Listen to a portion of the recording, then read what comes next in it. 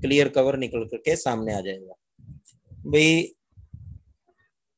ये नवीन Kumar 71 roll number, बार बार आप जो है लीव कर रहे हो फिर आ रहे हो। 71 नवीन।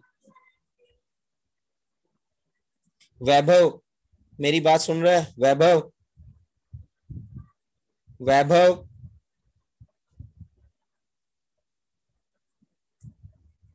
वैभव मेरी आवाज आ रही है आप तक? अपना रोल नंबर के साथ एंट्री किया करो वैभव।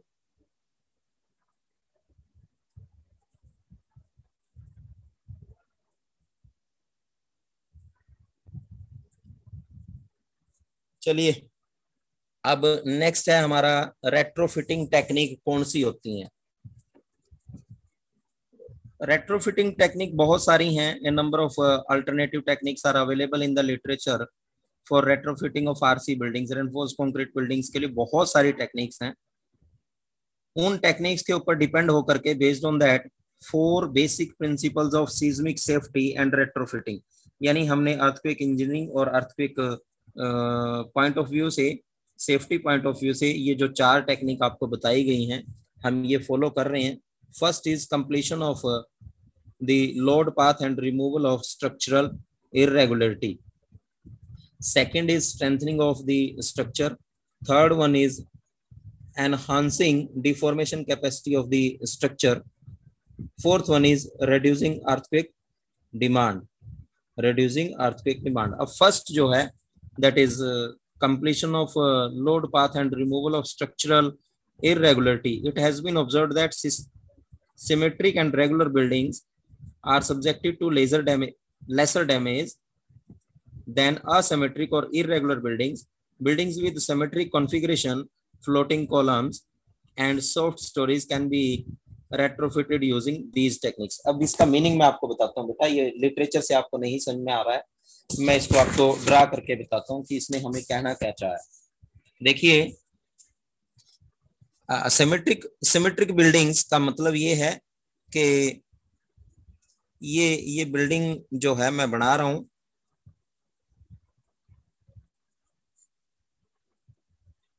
अब हम क्या करें, ये दिस इज अ ब्लॉक और इस ब्लॉक पे जैसे अपना सरस्वती ब्लॉक बना हुआ है, just like that, these are the columns, ये कॉलम्स है बेटा। अपने कॉलेज में Saraswati block is something like this. Saraswati block में बेटा ये इसी तरीके से कॉलम्स हैं और बीम्स हैं ये वाले, और यहाँ पर बीचों बीच गैलरी है। इट मीन्स अगर आप इसका सेंटर पॉइंट लें, सेंटर लाइन लें इसकी, चाहे अलोंग दी एक्स एक्सिस ले लें चाहे अलोंग दी वाई एक्सिस ले लें। If it is Y axis and this is X axis, तो एक्स एक्सिस के लेफ्ट साइड में ऊपर और नीचे, वाई एक्सिस के लेफ्ट और राइट दोनों तरफ it is a symmetry, mirror image बनती है। This is to be known as symmetrical building. अब इररिस्पेक्ट ऑफ दिस, अगर हमारी बिल्डिंग जो है वो कुछ इस तरीके से बनती चली जाए,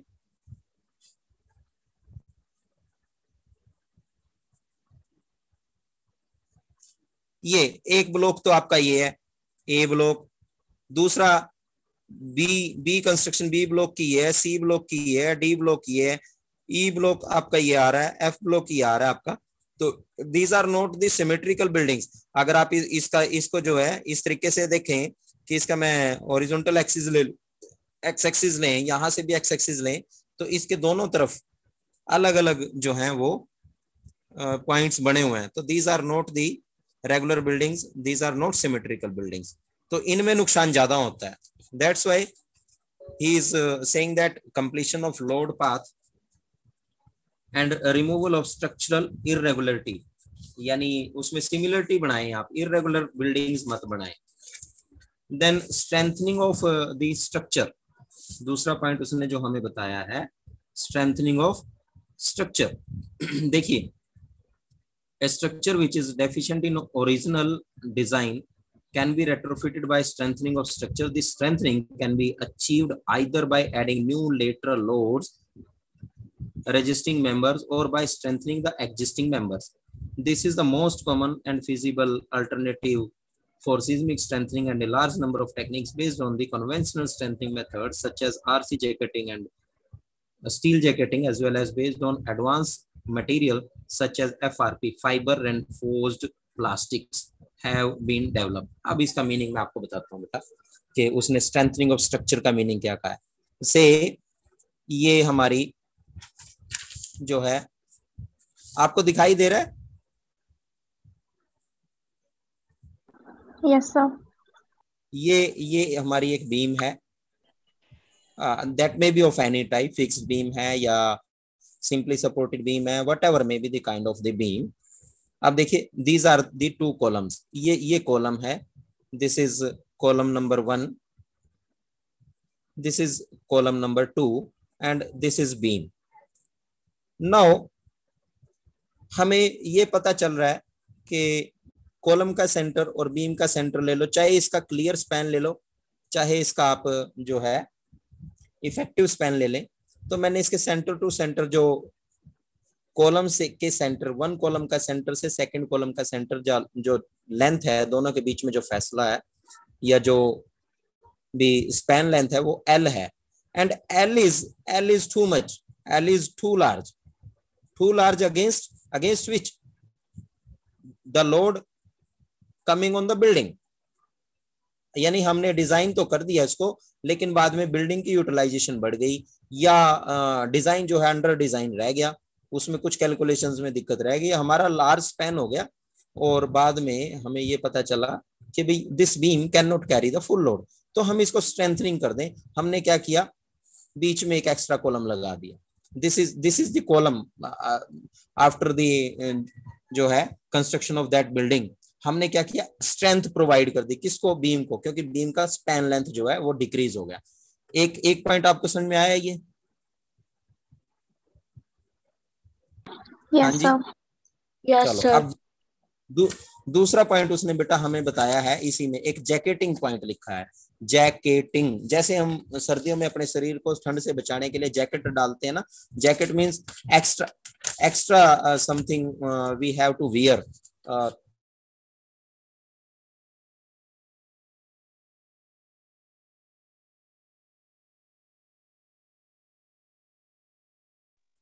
इन द सिमिलर वे हमने क्या किया, ये देखिए बड़ा एक सिंपल सा तरीका है। हमारा ये कॉलम है, एग्जिस्टिंग कॉलम है बेटा, और इस कॉलम के ऊपर से ये कॉन्टिन्यूस बीम जो है वो पार कर रहा है। दिस इज बीम, ये हमारा कॉलम है। अब कॉलम में हमने जब इनिशियली इसको यूज किया तो we had gone through this steel reinforcement, ये वर्टिकल स्टील रेनफोर्समेंट इसमें डली हुई है, ये वर्टिकल स्टील रेनफोर्समेंट इसमें डली है, ये वाली इनसाइड, ये वर्टिकल स्टील रेनफोर्समेंट है और ये कॉलम है हमारा। अब इसमें हमने शियर स्टिरप्स भी डाल रखी हैं, शियर रेनफोर्समेंट कुछ इस तरीके से हमने डाल रखी है।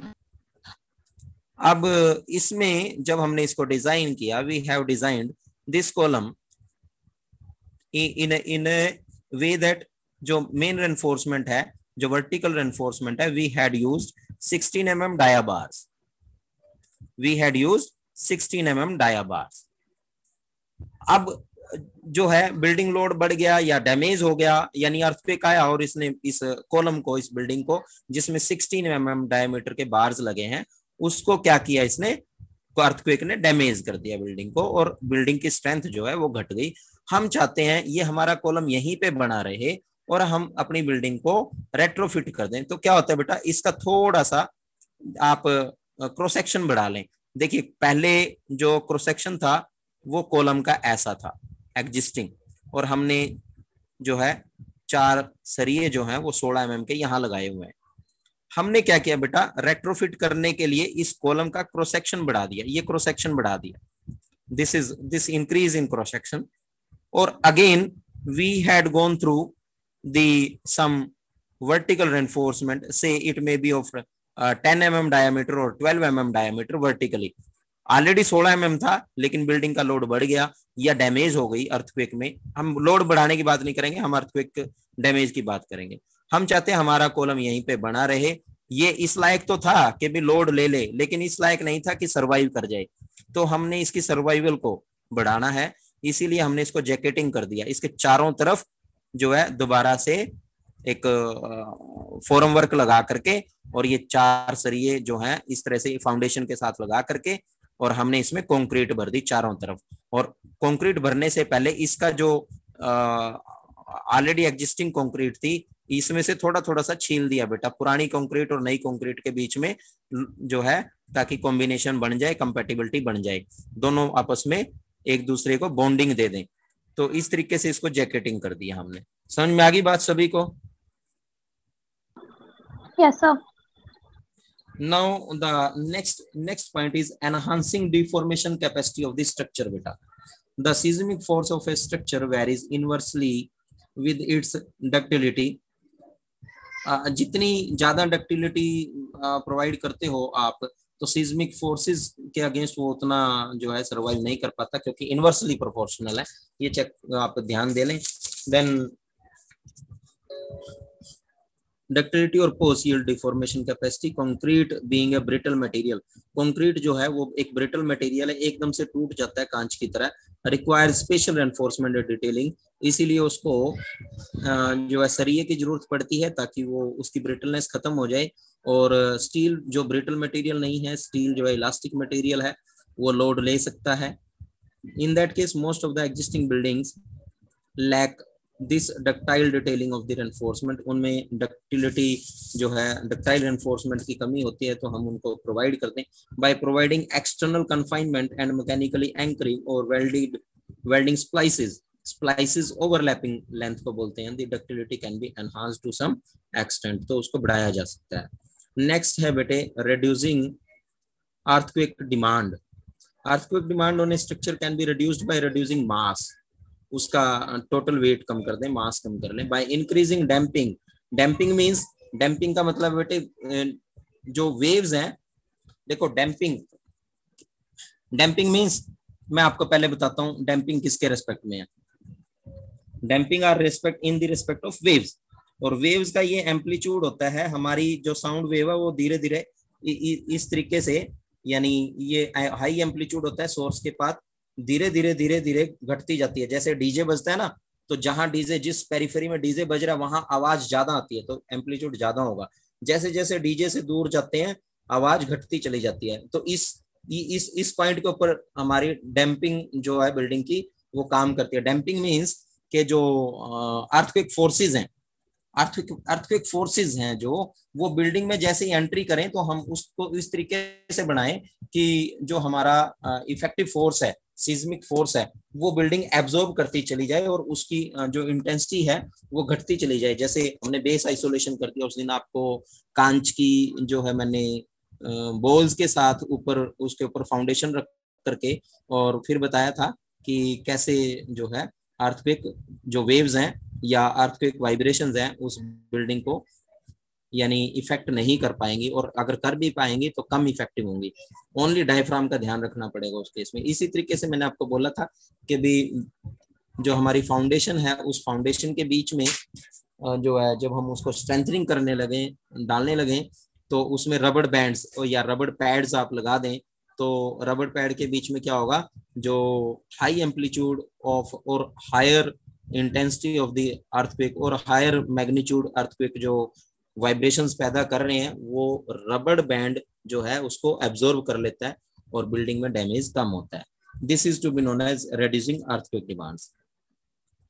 These are the practical limits of on a reduction of mass, but in some cases it may feasible. Damping of the existing structure is enhanced by providing supplement damping through viscous, frictional और yield type energy dissipation units। energy dissipation units मैंने वही बताया आपको कि higher energy को जो amplitudes हैं या जो वाइब्रेशंस हैं उनको धीरे धीरे धीरे धीरे डिसिपेट करना, एंड उसकी जो हायर एनर्जी है उसको कम करना। This is to be known as energy dissipation technique. बेटा ये जो है जो टेक्निक्स मैंने 4 आपको बताई हैं, कोई ऐसा स्टूडेंट जिसको ये ना समझ में आई हो बताइए जरा। Is there any student? Clear हो गया सभी को? Yes, sir. तो Yes, sir. I think retrofitting पे आपकी एक अगर कुछ रहता होगा इसमें तो एक क्लास और शायद लग सकती है, अदरवाइज योर रेट्रोफिटिंग जो है that is I think that is completed now. मैं देख लेता हूँ, फिर भी अगर रहता है कुछ तो मैं बता दूंगा आपको, अदरवाइज रेट्रोफिटिंग जो है वो आपका लगभग कंप्लीट हो गया है। इसमें मेरे को नहीं लग रहा है कि अगर कोई पॉइंट रह गया तो नहीं, नहीं बेटा, it is all completed, retrofitting is completed for you now. ठीक है, रेट्रोफिटिंग जो आपका कौन सी यूनिट है, 6th यूनिट है बेटा, 6th यूनिट का बी पार्ट है retrofitting, that is completed. It means your 6th unit is completed, नहीं sorry, 5th unit is completed in all respect.